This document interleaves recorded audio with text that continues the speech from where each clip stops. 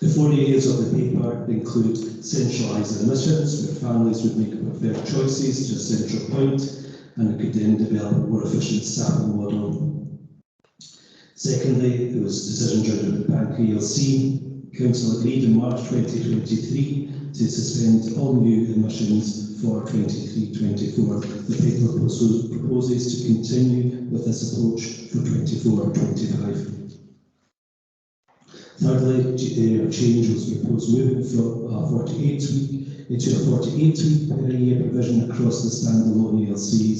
And the fourth area was all new contracts for new staff to be 32.5 hours per week as opposed to the current 35. We had an impact assessment for all of the change areas we have put forward. It is recommended that Council vote and approve the efficiencies proposed. Myself and my colleagues are here to answer any questions you may have. Thank you. Thanks, Colin. The last question now, Councillor Lee. Yeah, thanks, Chair. Page 175, item 5, about Bankery ALC. It's a bit disappointing in the language that's being used here. We're also saying suspension should continue 24-25, but with no staff, no kids, no space. Is it not just a closure? And why aren't we just branding it as such? Because it's creating untold confusion in the Bankery community. Where do they stand? What's going on? And some contradiction to what some have already been told. Which is coming to a transition space for preschool. So I'm just really looking for some clarity around that, because it's a bit concerning. Thanks, Councillor Lee. Just to pick up on the last point there, the space would be really required by the primary school to support additional support needs, to support partnership work, and they're very much in need of a space for this. But to go back to the first point about closure, the closure aspect of it would have to be bring back to Council and be considered after a lot of work with Education Scotland. There's a formal process to go about that.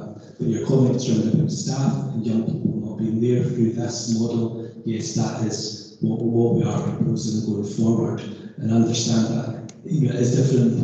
A closure means we can't ever go back to that. It would be closure. We would have to go through that formal process moving forward. Thank you. So in that case then, would it not be better delaying this paper and bringing it forward as part of the budget, where people can be properly consulted and routes properly explained to the community, rather than through this paper, which is essentially doubling down on the originally agreed position, considering there's been a petition, a stage 2 complaint. I'm just a bit concerned at the timing of this, and there could be a better route to go down if we'd allow more engagement with the community. Because I think if we take this decision today, I think there's so many confused as to where they stand, and that's just going to carry on. And I think we can really get ahead of this, get everybody around the table and thrash it out. So, because I can ask you to clarify succinctly and answer a question for us. Yeah, do you agree? Basically, is that definitely the issue with the budget rather than The point of bringing it here at the moment is round about that time scale of the January admissions, and that's really key to bring it to the state it's now. Round about sort of that point of voice you're saying, absolutely loud and clear. We know that view, we've heard it here, and that's been key to it. However, I do know we've got first-class ELCs across Clackmannanshire. We've got first-grade ELCs very close in that area with capacity. So it is about efficiency, and that's, I'm not trying to waver from that. It is about efficiencies. Thanks. Okay, Councillor McLaughlin.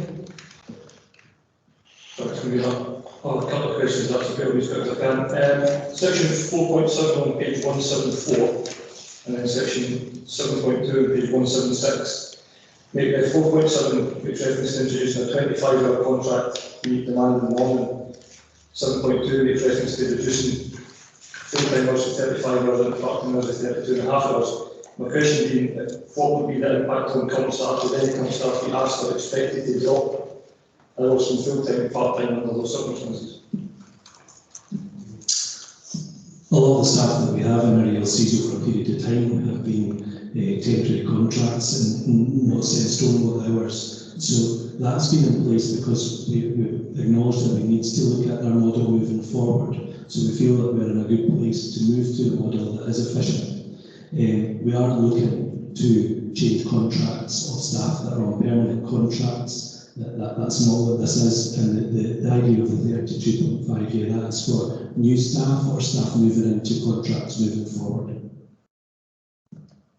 Okay, thanks, Mr. Second question, section 5.4 on page 175, regarding the Bankery ELC staff, saying they'll be offered places at other ELCs. What current or anticipated space are there for those staff? In that locality, the needs to look at instance will probably be the main areas that parents would want to wish their children to go to.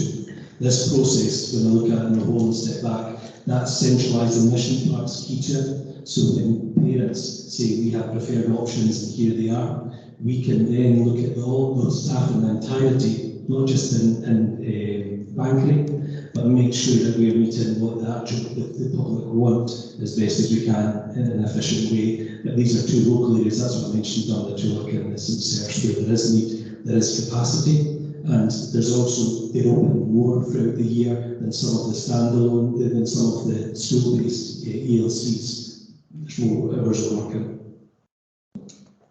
Just clarify, so because there's still a capacity, colour consistency, for example, that would take the kids that would otherwise have gone to Bankery, that means that then the requirement for more staff. Okay, last question if I may. Section 6.2 on page 175, we were talking about moving to a 40-hour week and the changes session times, referencing longer session time provides more convenient accessible session times. So a 6-minute change, what are the proposed session times and how is it more convenient and sensible when we're talking about 6 months? Okay, for that details, to bring a colleague on the timings, haven't to hand, but my understanding, is that still offering that, over holiday periods time of support. When we look at that actual picture, there's not a massive uptake because a lot of parents don't have their kids go to that, they have an older kid off school or maybe a holiday. But for that specific, I'll just turn around to my colleagues.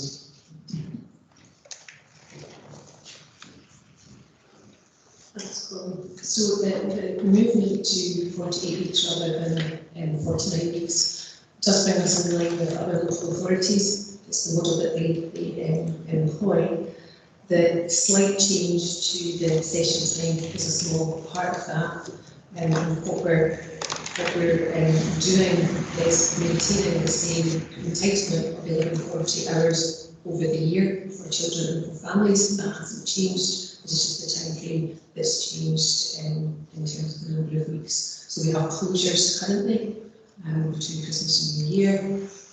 We're looking to streamline that across our 4 standalones. We would always have 2 out of the 4 standalones open. And we've identified the October holiday because our attendance data during that time identifies that children who attend during school holiday time and have places for the full year in the ELC, there's almost a 50% drop off in demand at most times. Okay, that's fine. Thank you. Any other questions? Councillor McTaggart. Thanks, Commissioner. Just to pick up on Councillor Lee's point, so if Colin would go down the route, take a decision to close that particular facility, would it then be impossible for us to use that facility under the same way in the future? So would that take that out of the possibility of ever being able to use that facility again? So I'm just wondering if it's defending that decision, would it put us at a disadvantage? I don't think deferring it puts at a disadvantage. I think we have to be really clear, picking up on Dan, the points, Councillor, these points is that we need to be really clear in the communication of that. And if we do want those, we need to make sure parents have a voice and have a say in that process and follow that process to the letter. And that's a consideration for future. Where this would address the immediate issue, be efficient, and give that space to the primary school. Any other questions? Councillor Earl? Yeah, thanks, Chair. 5.5 on page 175. It says that initial discussions have already been taking place with the staff and trade unions. What kind of response did you get from the trade unions?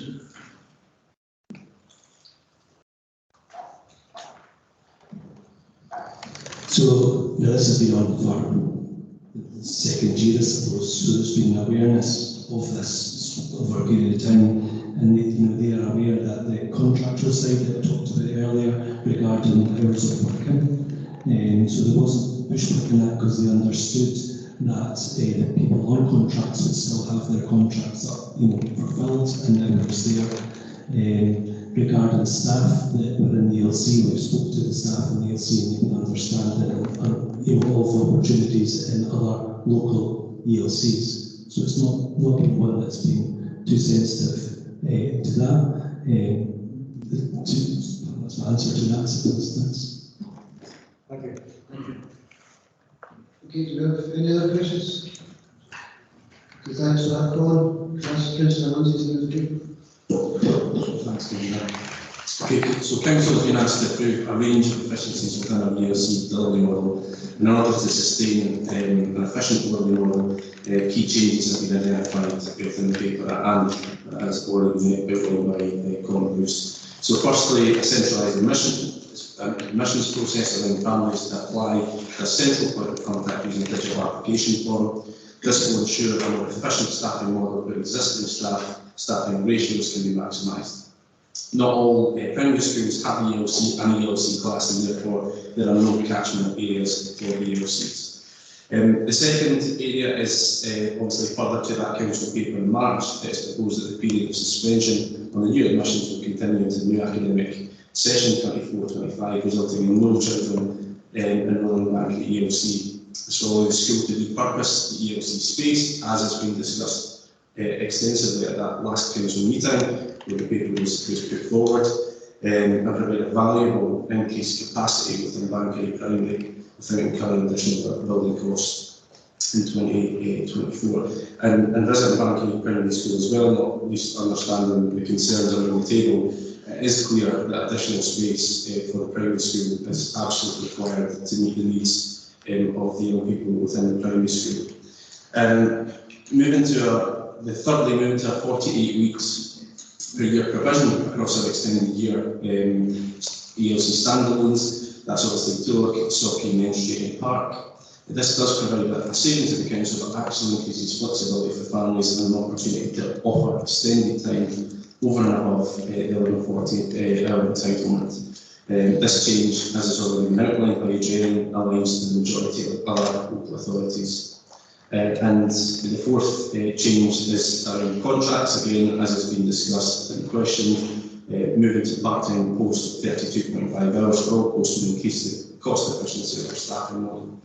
And I think just to sort of sum up, education, and certainly as a spokesperson, I know as a spokesperson to officers, we are always engaged in looking at how we can drive efficiency within the council, make savings, as all of my colleagues around the table, particularly spokespeople, are challenged with. And education has to play its part in driving efficiency within the council.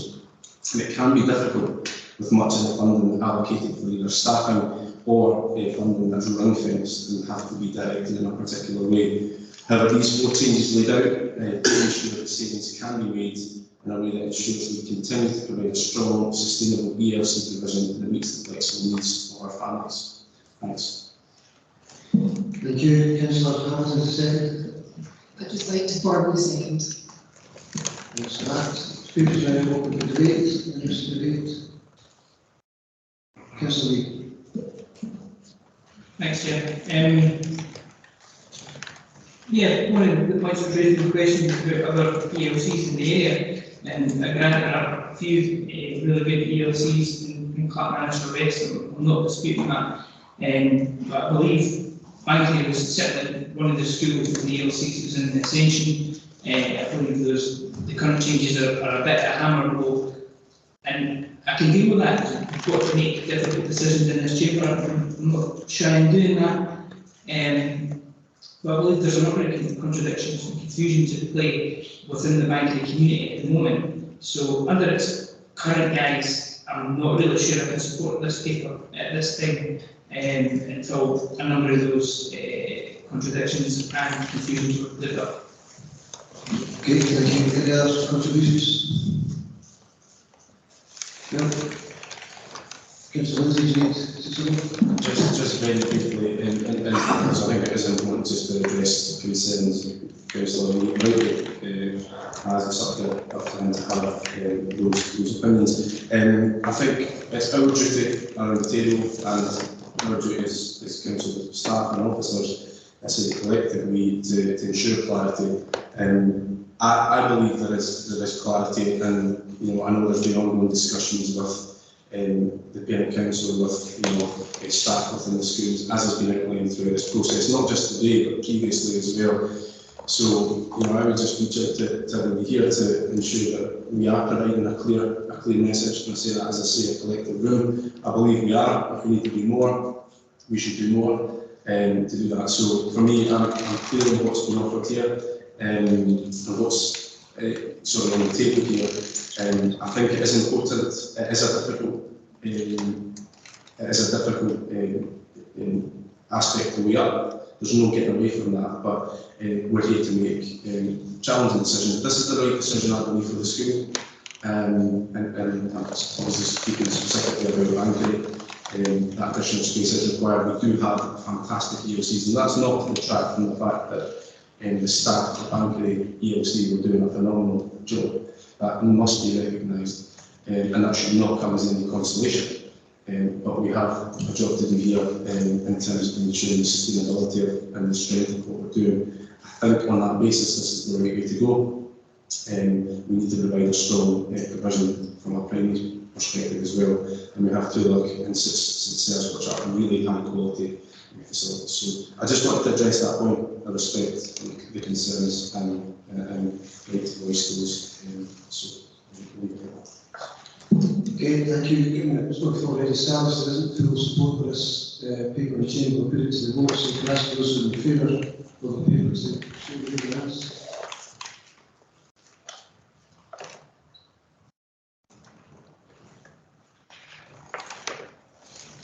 Thank you. Those against? Thank you. So the paper is approved, 16 votes to 2.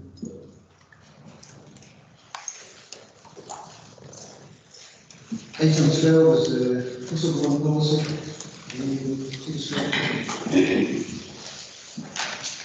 Thank you very much, Premier. So the report of our council is the proposed whistleblowing policy.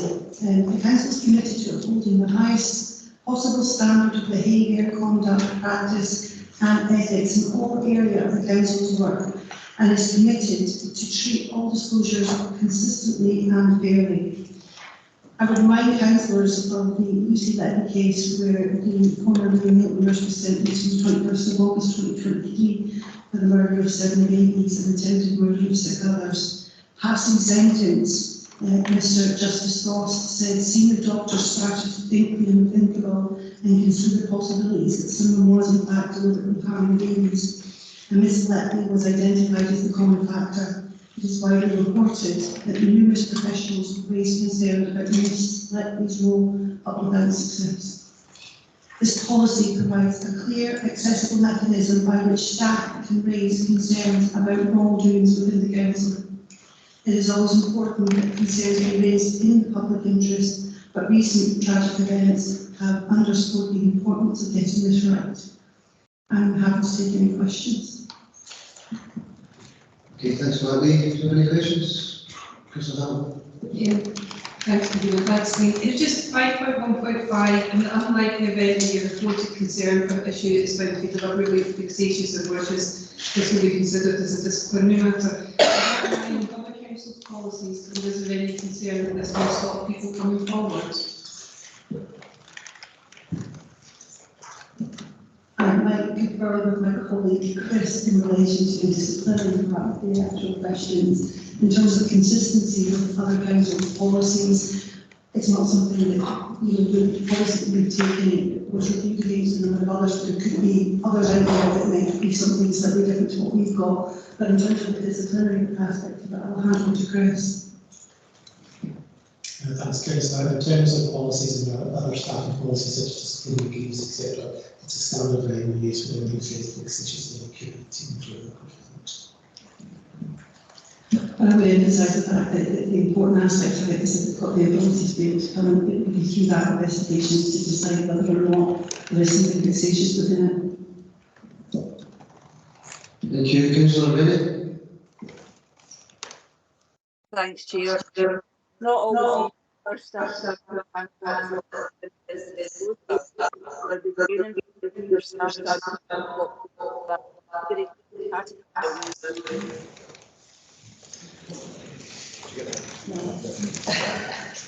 Sorry, Councillor Bennett, I don't think anything in the chamber has picked up. You said, could you try and ask your question again, please?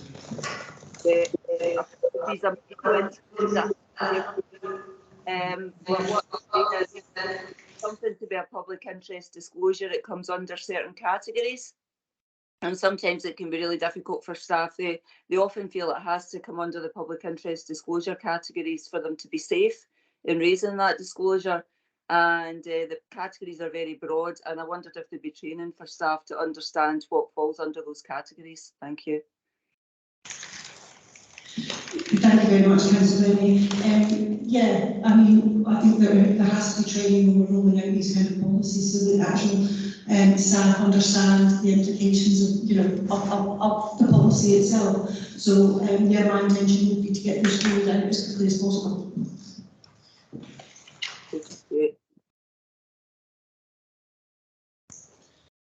Okay, thank you. Any other questions? Oh, sorry, Councillor Gordon. Very good. It may be covered in the document that I'm just listening. At what point in the process does the identity of the whistleblower enter into the public agreement? I'm not sure it ever does at this moment in time until, there needs to be a full investigation and then an outcome that I'm happy to go away and double check the report and confirm, but that's the point of the whistleblowing, is that you have that ability to come to me as a monitoring officer under that confidential aspect of it all. The corollary to that, of course, is if the person being accused doesn't know who they're accusing of, does that not put them in some disadvantage in that you might not be able to reveal a relational difficulty with this particular person and also almost a counterclaim? Yeah, I see what you're meaning. I mean, the whole point of this is that there would be a full investigation that was carried out with all aspects of that being taken into account.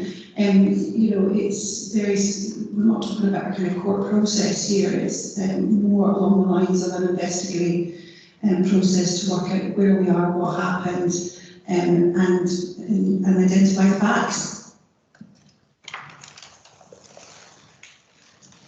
Any further questions? Councillor Clough.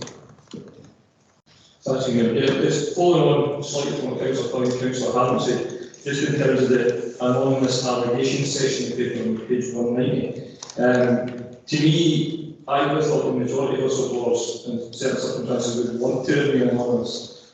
And the section on anonymous allegations where we're encouraging to provide a telephone number or an email address, it reads to me as though the council doesn't want the person hoping to remain anonymous, but I thought the opposite of that would be true. And we're just really looking for some reassurance that anonymous allegations will be given full attention in terms of their ability to fully investigate it, so that employees who do want to make anonymous reports feel that it will be given due process.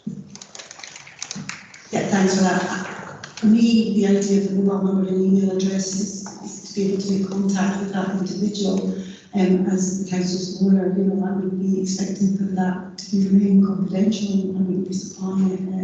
And yeah, as I said, it's all about the ability of that individual to be able to raise those concerns with me and allowing the investigation to then take forward. And yeah, the whole point of it being anonymous is exactly that. For me, the actual mobile number and email address is in relation to me making contact with them or an investigator.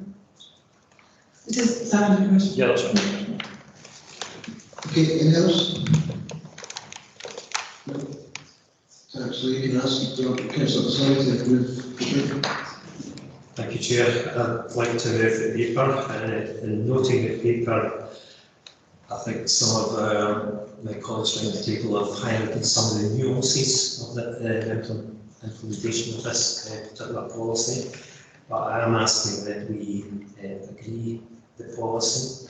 It has been discussed by our trade union reps and indeed the tripartite.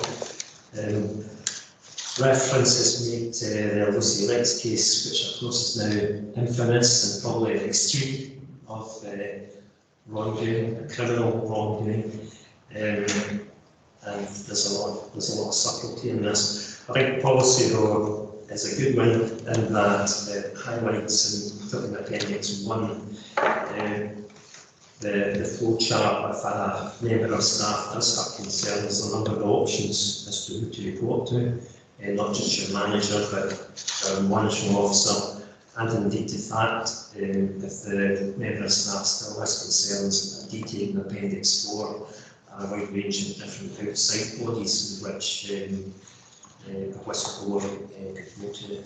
So given it's at that degree of discussion, I would recommend the recommendation to approve the policy. Thank you, Councillor Foster, second. I'll just follow the second. Okay, thank you. People's open now for debate, and there's debate. And that basis, Councillor Sally, I think you change the So that's the more challenging comment in the context of submitting foreign policy and to approve the policy as per appendix. So I'm happy to approve. Thank you.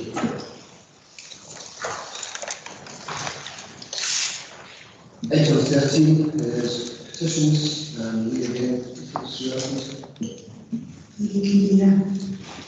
So the purpose of this report is for Council to consider the proposed changes to government arrangements and petitions received by members of the public and businesses within the Clackmannanshire and the consequential changes to standing orders and scheme delegation.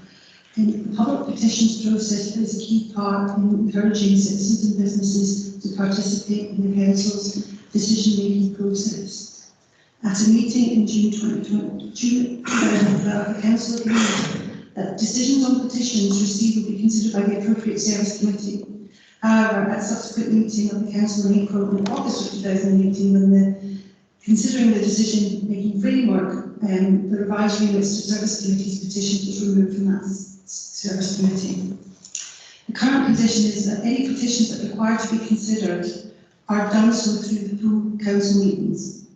Reverting back to service committees is not an option. Therefore, it is my recommendation to establish a petitions committee. The petition committee would hear a petition submitted in line with the criteria and guidance set out in Appendix A. The petitions committee will report on every petition in respect of which it has heard representations to the Council with its recommendation on how the petition will be disposed of.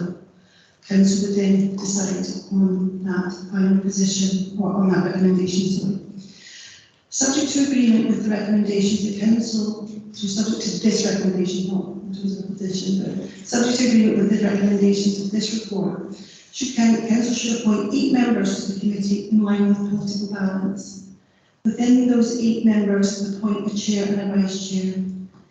In terms of recommendation 2, 3, 4, I ask Council to approve the chair and vice chair of the committee. However, I suspect that members will want time to decide who they wish to appoint to the committee, and as such, I would suggest that once the committee has been created, that at that time the committee itself agrees who the chair and the vice chair will be.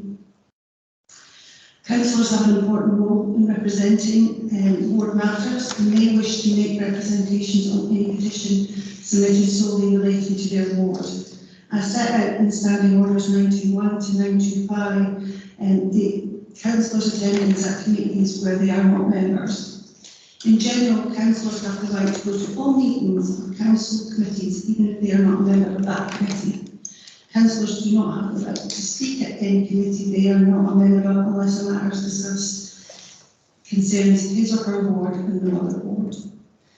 The chair will decide whether the councillor has the right to contribute to the proceedings under Standard 9.21, with that decision being recorded for the minutes.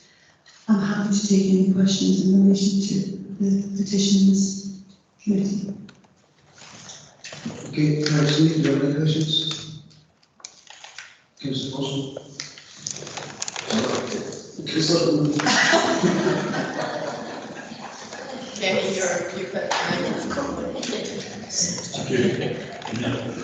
Can I ask for confirmation that the primary purpose of this committee is to allow for a wider range of discussion of issues and full exploration of issues prior to the council making the decision?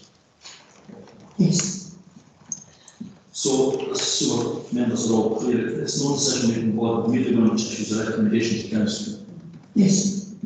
Is any consideration given to the committee providing decision making powers? I just follow the procedure that we've done previously in the past, which is basically from the way it had been done to the service committees and allowing council to decide. It's similar to the audit and scrutiny committee. Goes back to your first point in terms of giving that time and effort to be able to go through that petition. Will the chair have to cast a vote on the event of a tie and how the petition should be disposed of? For council, for making the final decision at council. So at the actual. In terms of the petitions committee itself, if there's a lack of agreement amongst, I'm going to say helpfully, just arithmetically something, but there's 8 members being proposed. In the event that 8 members are unable to reach a consensus on how the petition should be disposed of, would the chair have a casting vote? Well, the petitions committee is not a decision-making forum anyway, so it would be a case of that recommendation based on what had been discussed at the actual petitions committee, where you couldn't get to a final decision. I'm sorry, I'm making it clear. I'm not saying that the petitions committee is a decision-making forum, we've actually established that, but they would be making a decision in terms of what would be recommended to council, in terms of how it should be disposed. So when I use the word definition, decision, that's what I'm referring to. So in the event that as a discussion committee have discussed that petition, and we can't agree on it, we can't get a consensus amongst in terms of what should be recommended to council, what the decision should be in terms of determination of the petition, or what recommended to council.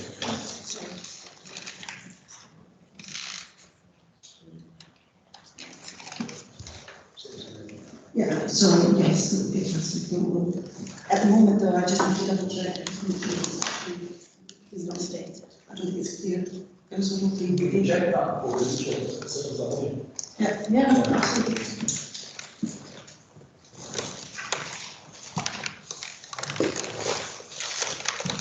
Will you finish, Councillor? Move on to the next questions. Sorry, has this been checked just now? Yeah.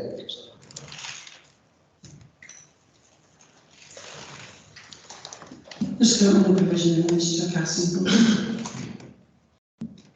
So, because the numbers are chosen, although that doesn't always create that decision, it doesn't even become a non-even, so it can be always exclusive. So there is a potential for the petitions committee not to reach consensus. I take it in the event of that happening, then what the position would be was that that position would then be communicated to council, the decision that effectively the committee was unable to reach a consensus. Yes. That's helpful, thank you. Is there a right to appeal? No. Political balance has been applied to the membership of this committee. Is consideration given to the appointments being made on a non-political basis, i.e. any members drawn from the body of the council? No. Can I ask why the consideration is not given to that? For other bodies of the council? Yeah. For the makeup of the petition itself, So it's been appointed on a political basis, so membership's gone from the SNP, from Labour, from Independent Green, from Conservative, etc.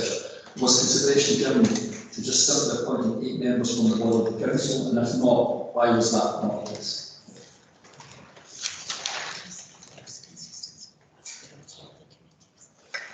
Yeah, so it's around consistency with the other committees that we've got, which is based on political balance. Okay. Does a political balance appointments model not generate risk then in terms of political positions being adopted by groups and influence committee members? And it's effectively not a political committee. Yeah, so again, it's not a decision-making forum. It's it's a committee that balances with political of the council. But again, the decision is sitting with council. But effectively, still, although that's not a decision-making forum, there is a participation part in terms of decision-making and a contribution being made by the petitions committee, otherwise they would entirely relevant part of it. So they are reaching decisions in terms of what the recommendation should be to council, so they are participating in the decision-making process at that point. Yeah, I understand the point that you're making, Councillor. I think if you follow the logic through of the point that you're making, you could have the same outcome when it hits council too. So you know, you've got a consistent process in terms of how we approach the processes for all the committees in a riding at the council place, but you'd still potentially have that, if you want to view it as a risk of that politicising of the petition. It could still be a consideration, although of course we have got declarations of interest that would prevent against that as well, which is obviously part of the remit of this committee too. And also provision within the council's requirement. And why does the guidance and criteria exclude any mention of the timescales or the process by which a decision of the application will be communicated? My expectation would be that once the decision has been made by the petitions committee, it would go up to the next council for approval or not approval. It does seem as if we're missing a point here, given that there's quite specific information provided in terms of how the application petition to the petitions committee will be dealt with, timescales for that and the process involved in it. But then it's silent about what will happen thereafter. Would you acknowledge that that's perhaps something that we should be looking at in terms of this? If we're going to tell people to provide people with a set of processes, then it seems rather strange to stop that on a midpoint and it comes to the critical point of the decision itself to be communicated about in terms of how that will be done and what basis it is.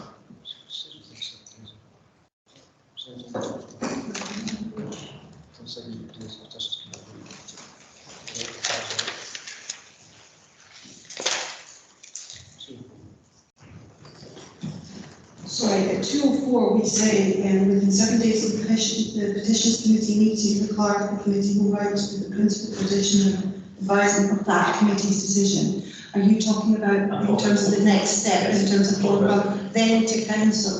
Yeah, the reason I'm asking that is rather important because a committee that doesn't take any decisions, then it thinks that how it makes a decision. I assumed that what that meant was a decision in terms of what the recommendation would be to council. And I think that's what it means to us. But what it doesn't do is say how the decision itself regarding the petition will be communicated and what timescale. It seems a bit of an anomaly given that it's a very specific relation to the petitions committee does, but a very more specific relation to the council does. Yeah, I mean, when we go to the bullet point sort of 2 within that 204, it confirms that the instructing officer will complete the investigation, submit a report with recommendation for the disposal of the permission to a future council meeting. I don't agree, it doesn't give a timeline on it, it does say. That's not a firm position, but that is a suggestion of what it could be. And I also found it rather strange, and I appreciate the comments as well, as to think 2 examples only were given as to how that could be dealt with. One of which was officers laid the report, the other one was that it should be disposable. It seems to be rather strange that it's only got 2 of what could be a multitude. And decisions by a committee, and only those 2 included in there. And that's a theoretical position, it's not something to put on policy, it's something that they could do this. But it doesn't set out clarity. I'm struggling to pick that if we're doing a question. But I think you get I accept what you're saying in terms of the next step. I think that it would be prudent for any petitions committee and the officer to put forward that recommendation from the petitions committee to a next council. So we can take it last week, and it's not included in this, but okay, I accept that. That's the understanding of the council. It might well be perhaps when it comes to production of standing orders, that could be clarified in standing orders itself. Similar to our previous question, Councillor Alden, I was just going to pick up the point about the two disposals from the committee, the only the two options. My view on that would be that given this is a non-decision making forum, the options would be limited because the wider range of options would apply at the point that the council takes this decision, because that's where the actual decision making point is. So if you think about when we've had these sorts of things in the past, usually it's about the advancement to the next stage, which is why the options are limited. So I would suggest that's completely appropriate in this case, given the nature of the committee. It's appropriate, and I would suggest that it's however complete, because given the potential scenario discussed previously with the committee, and maybe reach consensus, then that whole decision process as what's communicated to council would be left in the hands of officers, and that would be unsatisfactory. It would have to, if it would be helpful, would it not? Would it not? And if that guidance there contained also a section that in the event there was a non-consensus of the committee, then also would put up a report report, look at the recommendation, outline what the decision of the committee was. So what would actually happen is, in terms of submitting the report to council, it's a bit, if you think it would draw a parallel with some of our internal processes with the likes of the operation of a body like the tripartite, which is an officer member trade union forum, where there's not a consensus, we report that clearly in the reports that are submitted. Yeah, it would be exactly the same. Similar to the question I speak about a different point that I'm making, was a risk assessment undertaken in respect of impact of all these changes proposed in the report? In what regard, in terms of risk assessment? In regards specific to the point of predetermination. So the expectation that people are going into the petition committee on a decision that's on a predetermined decision, is that what you're sorry, maybe not picking up on? A risk assessment done in terms of predetermination, what you've got is 8 members of an 18-member council reaching a consensus for a position on a petition making a recommendation to council. Was any risk assessment undertaken with regards to predetermination of those 8 members prior to the decision being taken by council? We've effectively created here. It's a non-decision body that takes a non-decision and communicates that non-decision to the council that has effectively already considered the issues. And it could be by putting forward the recommendation to council that could be construed as being predetermined, which would be a risk to this council, because what happens every petition that gets turned down or goes away that the petitioner wants to see effectively, I mean, that you're going to have that chance on the basis of predetermination. I'm asking what predetermination looked at. Councillor Holden, I draw a parallel with the system that we have for under the formal arrangements of committee recommendations referred to council. Yeah. So there's an exact alignment with that. But so you could, if you wanted to apply that logic, you'd have to apply it to every sort of procedure we've had in the past where that was the case. So, Can I just clarify? Yeah, sure. The reason why I wouldn't okay. is if you look at the planning committee, for instance, the planning committee is tasked with reaching a decision, and that decision is then subsequent up, but this committee is not reaching a decision. It's making a recommendation that has participated in the decision-making process, albeit on the basis of 8 members. But is that? No, I think my point still stands, councillor, because if you think about it, a planning committee decision would not be referred to council for approval. It exists of its own right. So if you recall, I have a standing paper under the old system that we had in the previous administrative cycle that was committee recommendations referred to council. So that would be in exactly the same sort of circumstances that you're describing, where a committee of council has considered an issue, has had the opportunity to scrutinise it, probably had individual members of that committee have come to a view on that, but the ultimate decision point still is when it is referred to council. But was it not the case that the planning committee decision came up to council? Was it then open to the council rejecting that or something not in the decision? Given that it was a judicial matter. That's what I'm saying. In that previous reporting regime, the planning committee recommendations would not feature because it's a process, as you say, quasi-judicial process of its own right. And the point I'm making by asking the question surely is that the petitions committee lends itself more to a process that's been adopted for the planning committee than it does to the service committees, because it's essentially some external body or external individual making application for a decision to council, which is prevented so much more than planning compared to what it does to reports that are being considered by council. So, I can see how one question can lead to another, can lead to another. What we're doing is we have to debate the answer to the question today. A much wider discussion at this stage. So, ask the question, if it's another question, you can ask the question, but let's start the debate between the questions. We'll get to the debate once we get to the questions.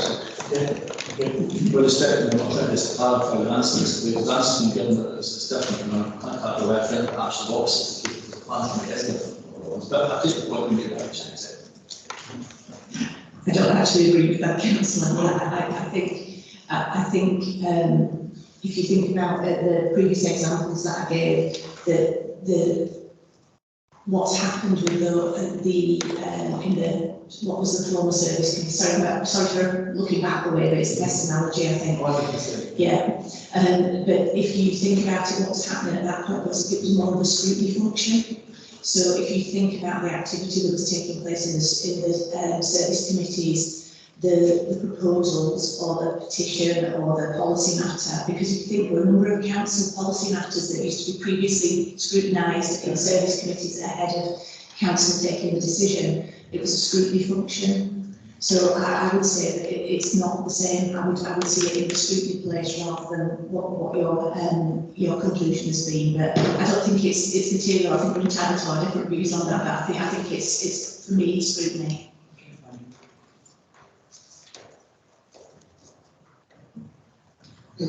Councillor Coyne. Sorry, this might sound a bit like much of the same. What is the point of creating a mini council with proportionate representation, which then goes through the process of examining all the details, coming at a decision to call out a recommendation, going through the process, effectively getting to a decision point, then coming upstairs, dumping it in this forum, and all the people who are sitting here have to go through that more or less that same process again. That's duplication. I don't understand that. If you've created a mini council, why not empower it to make the decision? I mean, 8 is a significant number, significant representation of 18. And I do not see why you're going to create this week committee to do a lot of work, it's just going to be replicated upstairs. I don't get that at all. What is it? So it's a really interesting question. It's one that we've talked about. When we had service committees previously, none of those service committees had executive authority. And we've always when we talked about the governance arrangements for council, that level of delegation was something that we considered each time we reviewed the arrangements. So it was reviewed again when we put the current arrangements in place. And at that point, the decision was taken not to delegate any authority beyond that is actually prescribed statutorily to any of the committees. I think that would be a different question. I wouldn't particularly pick petitions out for that, I'll be honest. I think if you think how the petitions work, there is a large degree of scrutiny needs to happen to understand the issues. I don't see why it would be repeated, duplicated, the activity of the petitions committee into council, because it would be a report from the petitions committee that made a recommendation that would summarise the reasons for that recommendation. And as a background paper, as is the normal way of presenting papers, would be the actual petition that councillors would be able to see. So you would be able to, within your own confines, make that decision based on paper rather than going through the actual scrutiny of the petition itself, if that makes sense. Yeah, but surely just like we're reading today, work that's been done by other people at a distance from here. So it's the same process in the sense that there's a duplication going on. We're having to read work here that's already been decided elsewhere, and that would be the case in petitions. I just don't see the point of that. So my question would be, what do you see as the potential failing of the petition committee making the decision? Where could it go wrong?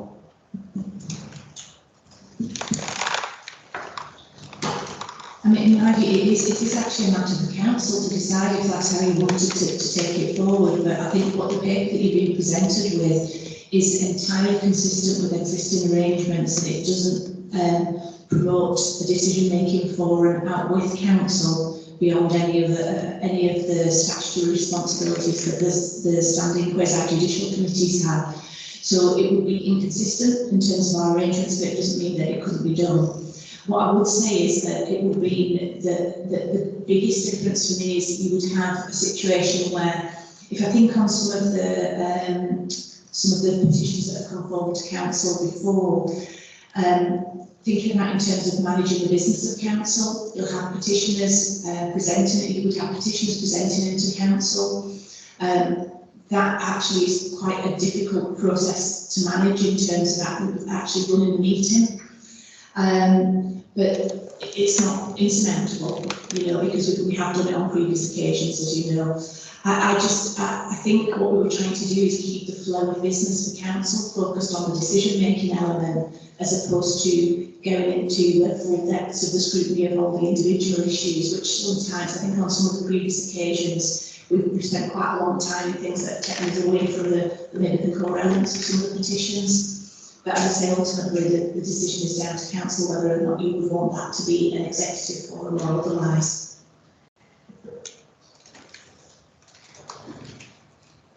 Any other questions? Councillor Paul.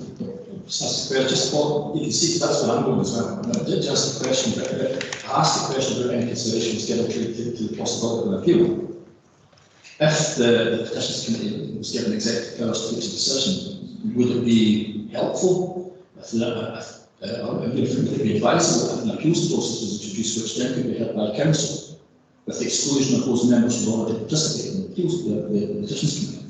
So effectively gives you I think it's always the person's secretary to make an appeal. If you're going to have an executive body, executive powers here, then the council could not that function on an appeals process for people, provided that those members who participated in the previous decision were excluded from that. That would help. You picked up exactly the point I would make, which I think you know, which is we've got 18 councillors having a petitions committee of 18. If you start to into discount, people will quite rapidly run out of members.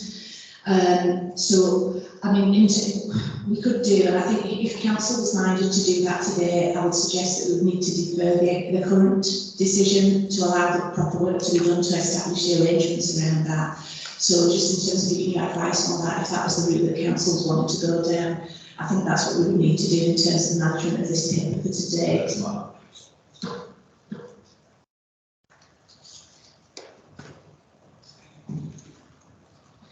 Any other questions?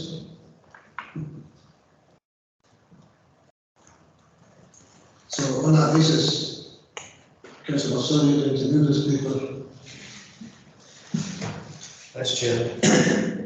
I'd like to move the recommendations from our monitoring officer that we that's 2.31 to 2.34, which is the establishment of a petitions committee.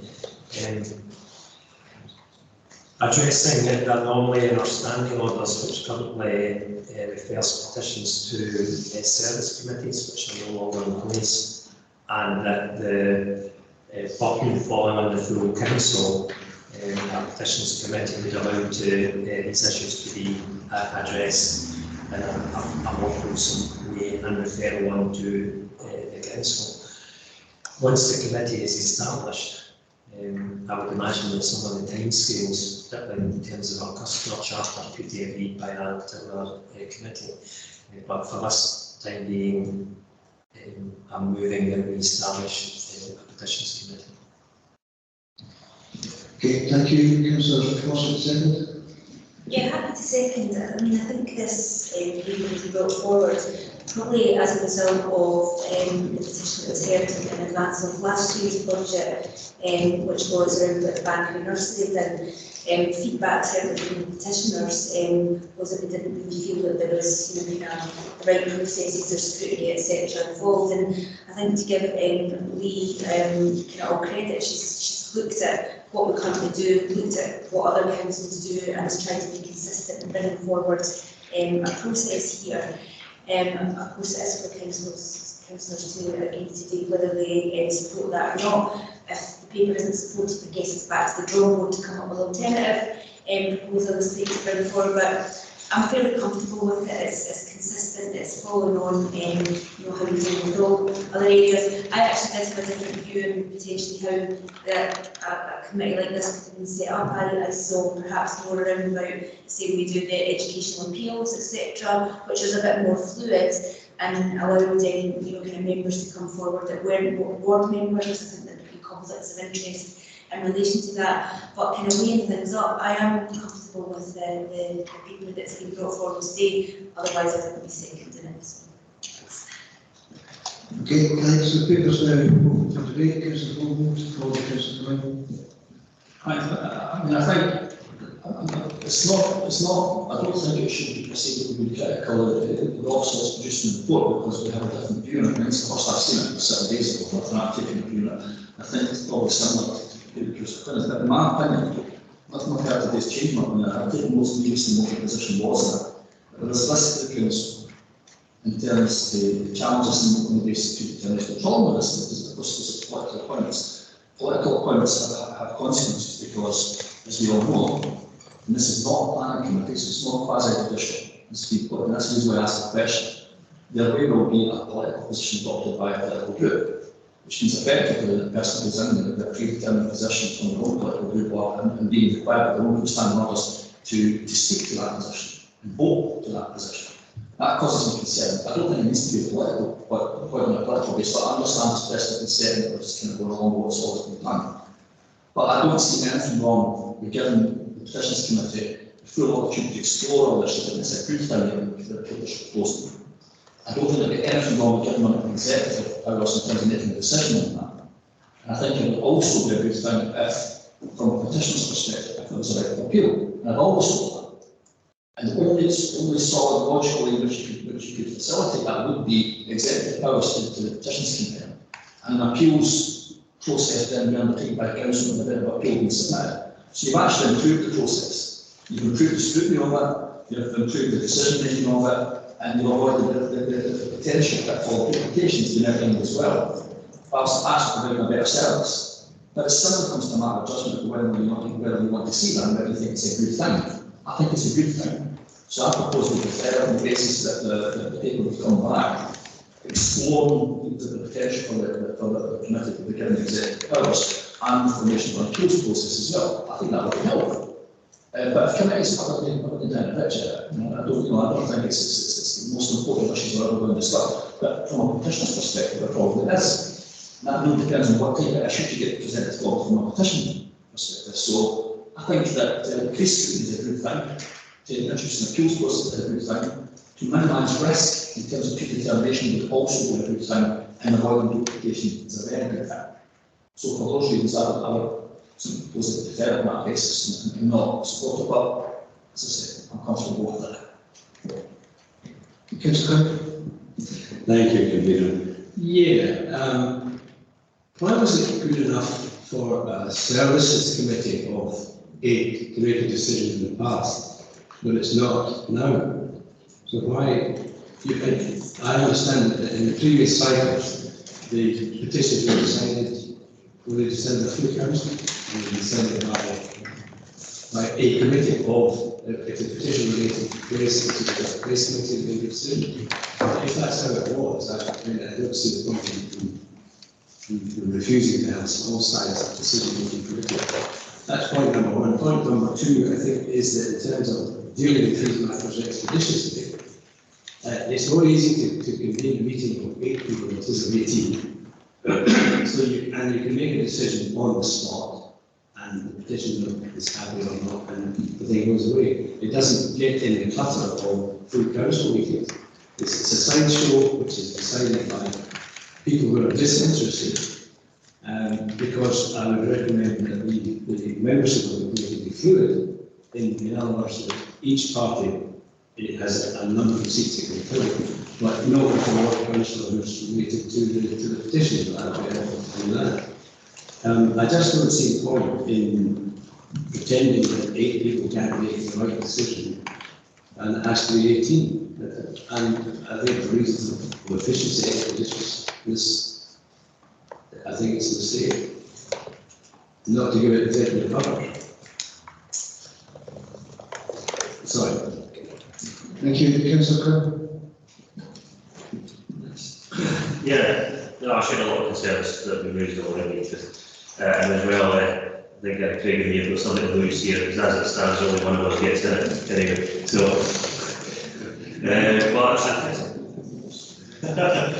well, maybe we'll find out who doesn't get it as it passes. But I don't see the need really. We've been since election about a year and a half now. We've had one petition.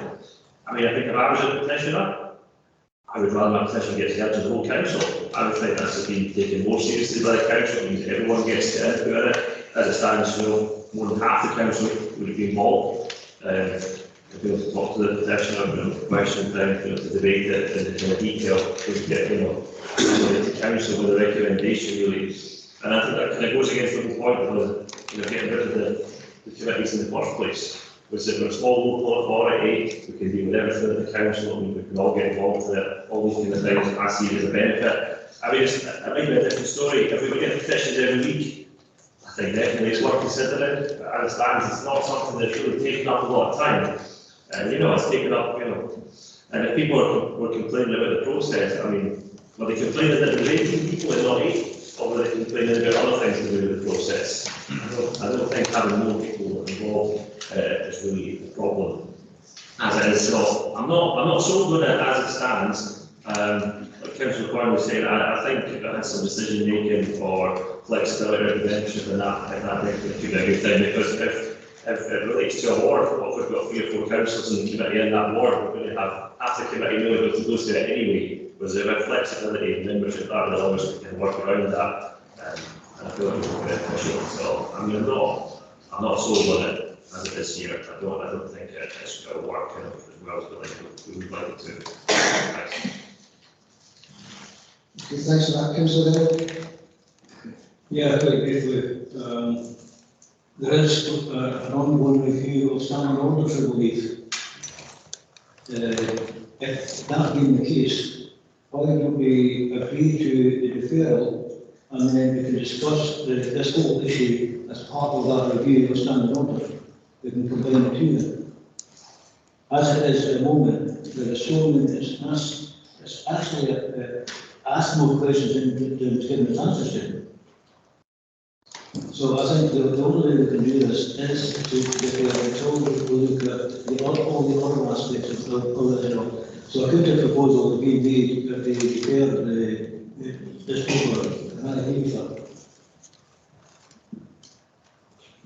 Okay, it's certainly the point you made, Councillor. I think they are 2 different things. The standing orders review is something one piece of work, and I think what we're talking about here today in this particular issue is something that we need to bottom out. I'm not sure one will impact on it, but I'm not sure that the same things dealt with in the same way. Councillor Lindsay? I just add in, yes, just a couple of things. I think I didn't foresee this level of debate. I'm not criticising, but I think I'm surprised that this has generated significantly more debate than some of the, what I would argue, some of the more important papers earlier. But wherever we are, I've got no issue with papers. Maybe it's my simple mind. I'm starting to think back to petitions that we've dealt with more recently, and I say recently as in maybe recent years.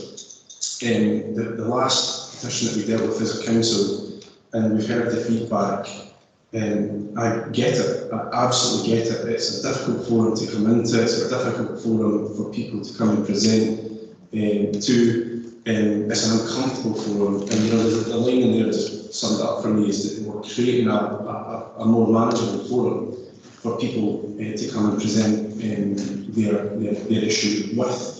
I also recall back to when we had the People Committee, and we held a special meeting of the People Committee around the Leisure Board contract at the time as well.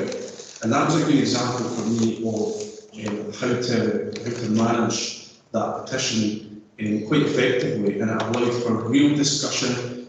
I genuinely felt at the time, and actually the feedback we had from the individuals at the time, notwithstanding what happened thereafter, but they genuinely felt that it was a great opportunity to engage. I don't think that's happened on more recent petitions when they're faced with a full council meeting and a full council agenda. So for me, I saw this as pretty straightforward. I think there's been a couple of good other options that we put forward.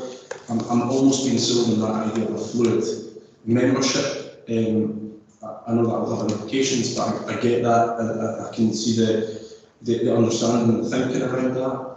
But for me, this is just about creating, I think, the right environment. And I know that gets away from the technical aspects of maybe what we've been discussing, but this is about creating the right environment for us as elected members to engage and hear well the voices of a community. And for that reason, I've got no issues with the paper as is.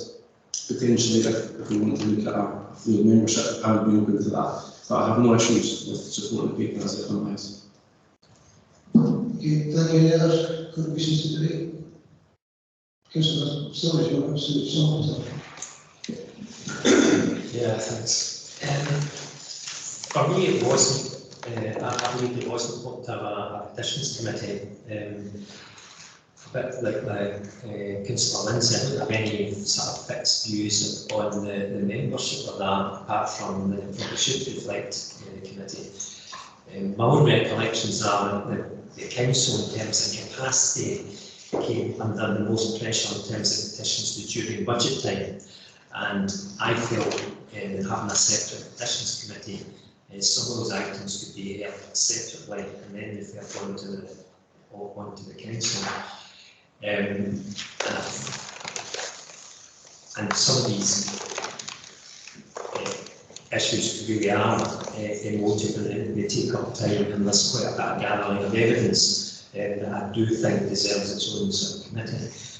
But with Councillor Lindsay, I don't have any sort of fixed views on the membership of that, apart from the convention that when we establish committees, they should reflect the political makeup of the council. I do understand the argument for the full council, and that's how we effectively previously operated as a default. But my recollections, in one or two cases, they were here. It took up an enormous amount of time, and people were less happy with the process. Whereas I think what's being proposed here is more streamlined. I'm also, I'm afraid, not convinced about the right of appeal.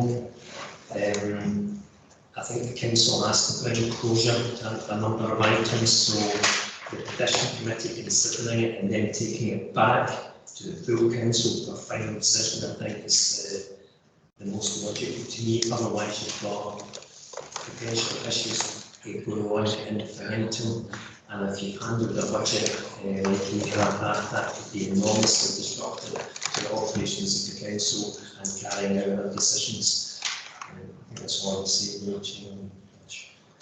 Okay, thank you. So, I'm probably seeing some of the standing to try and we can move forward. It appears to be closed to second and to be debated, and there are suggestions that we defer the paper, but what I want to have is an amendment in front of which allows us to do something different. So, actually, what we do is do the always do and vote on this paper, and now we carried or vote. Can I just clarify that if we proceed in business on the basis of the outline, that would then mean that we end up in a situation where the paper falls, there will be no changes at all for the next 6 months, is that correct? Yeah, that's correct. Can I ask therefore if we can have a 10-minute break? If you're willing, then I can draft up an amendment. If the amendments to the paper, I'm not sure it's an amendment, Craig, you're talking about doing something entirely different to amend the paper that sits on it. How do we moving to the fair paper? I'm moving to the fair, so therefore if an amendment was to change the recommendation from approved to the fair. Okay, so, gentlemen, until 1:05, so I end the conversation through this one.